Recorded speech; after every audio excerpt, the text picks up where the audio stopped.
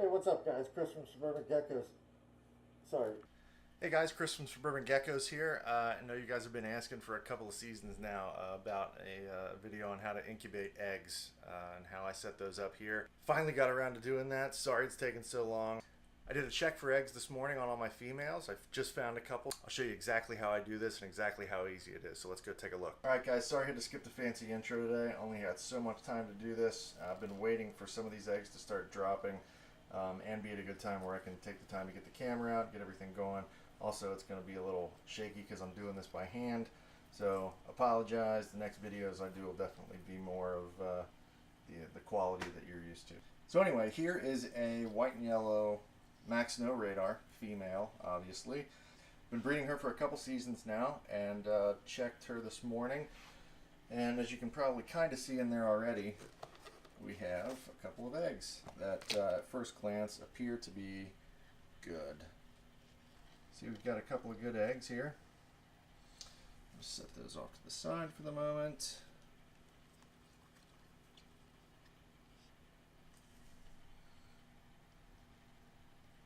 Another couple of good ones.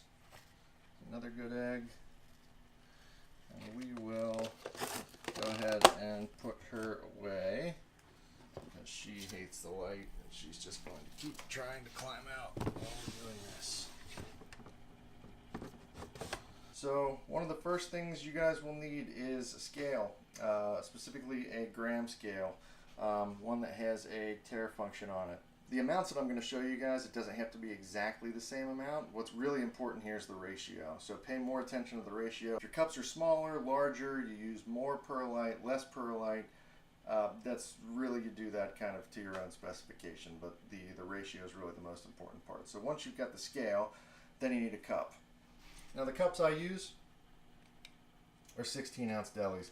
Some of the same ones that I use to ship animals in to customers.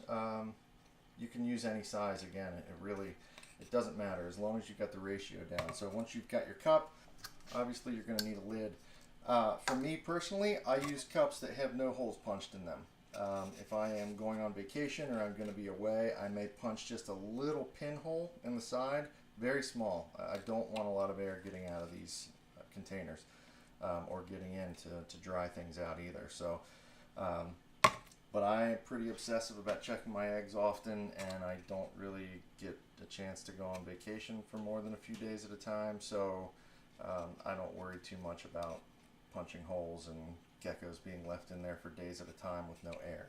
So at that point you have to decide what medium you're going to use as an incubation medium. For me, I've used vermiculite in the past. Vermiculite is a mess for me. Once I found perlite, that's the one that's stuck for me for the last few years. For me, it's easy. It's not a whole lot of mess. If you decide to go with perlite, the most important thing to consider is that there are no additives in it. You don't want things like Miracle Grow and any kind of fertilizer, things like that in it. So I go to a local nursery as opposed to like a Home Depot or a Lowe's. Perlite by nature is organic, but I get a huge bag of it and there's literally nothing in it but perlite. Again, fertilizer, things like that are pretty lethal to eggs. So make sure you're not getting perlite with Miracle Grow in it off the shelf at your local hardware store. So once you've got your cup on your scale turned off, you want to turn it on. And at that point it's going to read 0 even with the cup on there.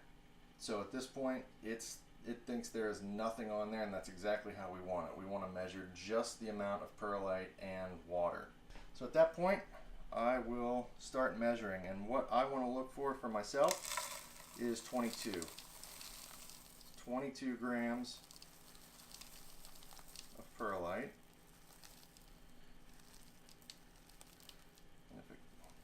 If it goes over 1 or 2, it's not a huge deal. There we go. 22.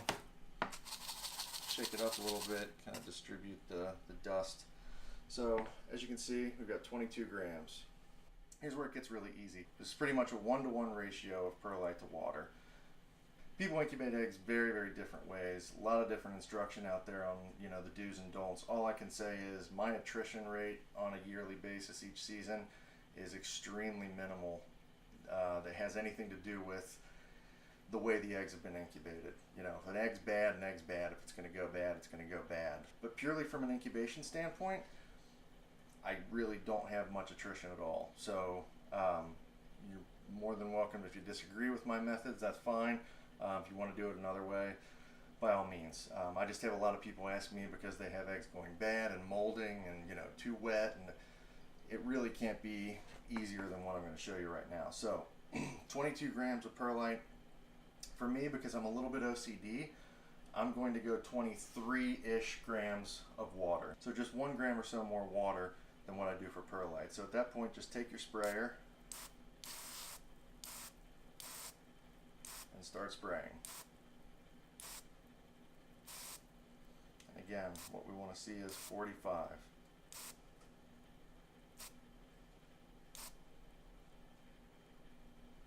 And there we go. 45 grams. So at that point, it's all the measuring you need to do. Take your lid,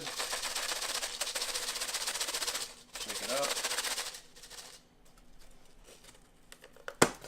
Now we'll see if I can do this with one hand and watching a screen. So some of this dust stuff gets a little clumped up. You can break that up so it's not too clumpy. For me, I just make 2 divots, one on either side, 1 egg in, second egg in, and I don't cover them up all the way. It's probably fine if you do. I know I've seen friends of mine do it. I just don't. I leave them about 3/4 of the way covered. When you're done, lid on. So after that, you're done. Label it however you choose to label your cups, and into the incubator they go. So that's it for this one, guys. Hopefully that's helpful. If you have any questions, comments, go ahead and leave them below. Really appreciate the support. Please, if you like this video, hit the like button below, subscribe, and by all means, give me some more ideas as far as what videos that you want to see, and I'll try and get them posted as soon as I can. So hope everybody has a great season, and I'll talk to you guys soon. Take care.